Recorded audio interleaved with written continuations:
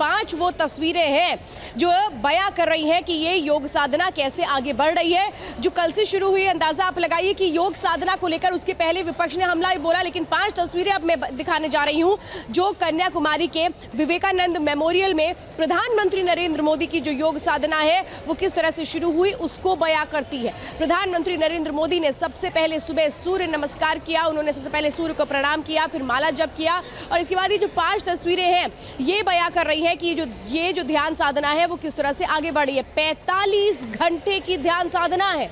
2019 में हमने देखा था कि 17 घंटे की वो योग साधना थी जो चुनाव खत्म होने के साथ शुरू हो गई थी, लेकिन चुनाव कल प्रचार खत्म हुआ, कल आखिरी चरण का मतदान है, लेकिन उसके पहले ये जो तस्वीरें हैं ये बताती हैं कि प्रधानमंत्री चाहे चुनावी प्रचार में कितने भी बिजी रहे हों लेकिन ध्यान साधना के लिए उन्होंने समय निकाला है। और यही वो तस्वीरें इस बात को बयां करती हैं कि राजनीति के साथ साथ आध्यात्म के कैसे आत्मसात करते हुए प्रधानमंत्री आगे बढ़ते हैं।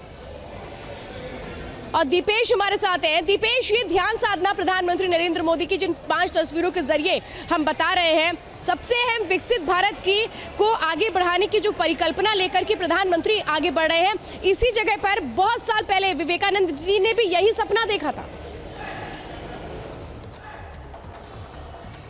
देखिए, बिल्कुल ध्यान साधना और एकांतवास जो है वो एनर्जी प्रदान करता है और नए काम को और तीव्र गति से करने के लिए हमें आगे बढ़ाता है और यही प्रधानमंत्री नरेंद्र मोदी करते हुए नजर आ रहे हैं। और उस ध्यान साधना को लेकर एक रिपोर्ट आप तक पहुंचाते हैं कि आखिर कैसे प्रधानमंत्री की ध्यान साधना एक तरफ जारी है और दूसरी तरफ विपक्ष जो है वो सवाल खड़े कर रहा है। देखिए रिपोर्ट।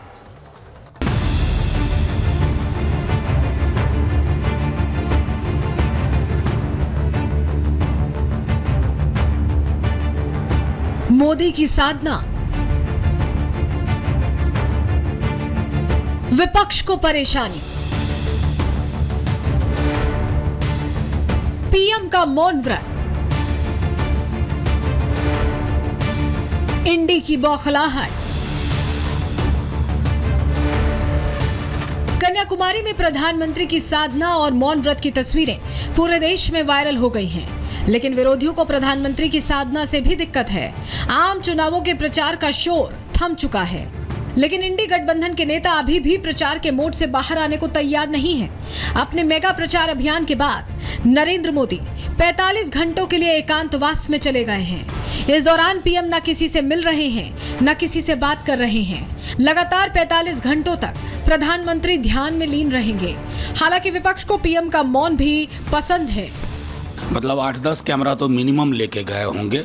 हम हाथ जोड़ के कहते रहे कि प्रधानमंत्री जी, ध्यान की तो आपको आवश्यकता है, बेहद आवश्यकता है, लेकिन कैमरा मुखी ध्यान व्यवधान उत्पन्न करता है। मैं तो अब लेकिन ये मानता हूं बीते 10-12 वर्षों में उनको देखते हुए कि कुछ बहुत ही जरूरी कार्य को छोड़ करके प्रधानमंत्री जी मूलतः कैमरा मुखी है। स्वामी विवेकानंद जो दुनिया को संदेश दिया, उस स्थल पर जाकर अगर ध्यान किया जाए, योग किया जाए, तो राजनीति में विपक्ष के लोग इतने बेचैन हैं कि लगता है कि योग और ध्यान के प्रति तो घृणा है ही है।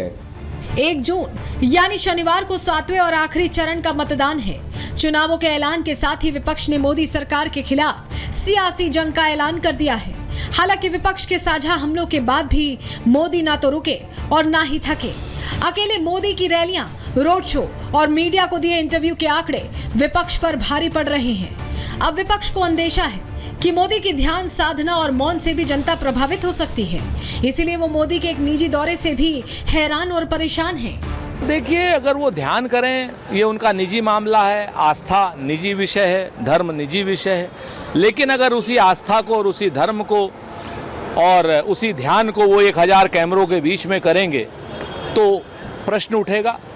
लोग कहेंगे कि कहीं ना कहीं चुनाव को प्रभावित करने का तरीका है। कांग्रेस पार्टी और इंडिया अलायंस को आखिरकार हुआ क्या है? प्रधानमंत्री यदि कुछ बोले तो उनको समस्या। अब प्रधानमंत्री कन्याकुमारी जाकर विवेकानंद रॉक पर ध्यान करे, तपस्या करे, साधना करे, मौन रहे, तब भी उनको समस्या है। मतलब प्रधानमंत्री का मेडिटेशन और विपक्ष का ये संपूर्ण फ्रस्ट्रेशन। पीएम मोदी ने चुनावों के दौरान मेगा प्रचार अभियान चलाया है। उत्तर से लेकर दक्षिण तक, पूरब से लेकर पश्चिम तक मोदी ने 200 से ज्यादा रैलियां की हैं। जबकि इसी दौरान उन्होंने दर्जनों रोड शो और 80 मीडिया इंटरव्यू के लिए भी समय निकाला है। युद्ध स्तर पर चले प्रचार अभियान में खर्च हुई ऊर्जा को मोदी फिर से आध्यात्मिक तरीके से हासिल कर रहे हैं। अब सनातन की शरण में पहुंचे मोदी पर भी निशाना साधने से विपक्ष नहीं चूक रहा है। देखिए, धर्म बहुत निजी आस्था का विषय है, इस पर समाजवादी पार्टी को कोई टिप्पणी नहीं करनी है।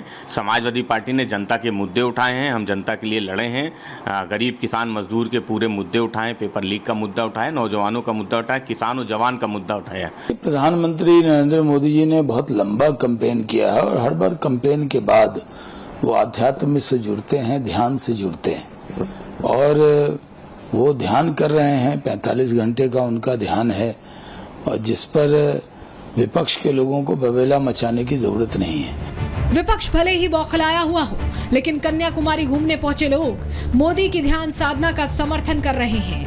बहुत अच्छा लग रहा है कि हमारे प्रधानमंत्री इस जगह पे आकर और अपना मेडिटेशन कर रहे हैं और सुनिश्चित कर रहे हैं कि 400 पार उनके मतलब सीट आ जाए और केंद्र में तो उनके मतलब पूर्ण बहुमत के साथ सरकार बने और हमारे देश के लिए बहुत ज्यादा जरूरी है। मैम, आम चुनावों की प्रक्रिया खत्म होने वाली है। मोदी की साधना का विरोध कर विपक्ष को 7वें चरण में चुनाव में क्या हासिल होगा, अब 4 जून को परिणाम के बाद ही इसका पता चलेगा। Bureau report, Republic Bharat.